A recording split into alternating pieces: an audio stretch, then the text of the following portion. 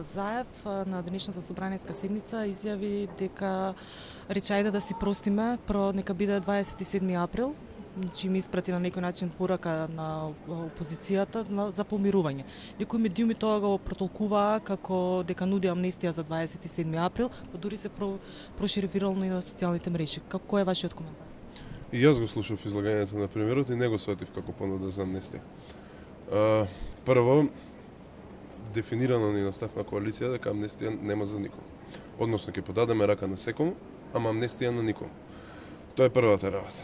Втората работа, во зборовите на премиерот јас слушнав, како што кажавте и вие, повик за помирување. Нашето општество е длабоко поларизирано, нашето општество е длабоко поделено. И како тако многу е тешко да се изгради консензус за кое е било поединечно прашање. Ама ова прашање сега е толку многу значено да мора да изградиме консензус ако сакаме да обезбедиме единината на нашата држава. Ако општеството не е поларизирано, собранието е уште повеќе од тоа поларизирано.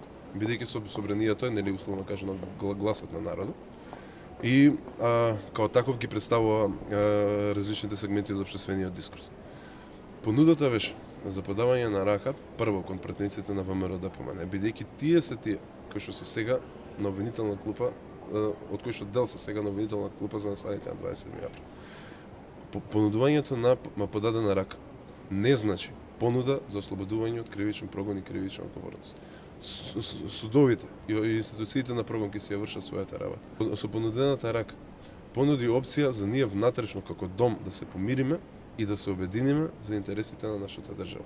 Не и за амнестија, не и за ослободување од прогон или пак за ослободување од одговорност. Ни за настаните на 27 април, ниту пак за кој било од другите случаи против поранешното раководство на ВМРО ДПМН или членовите од нивната коалиција.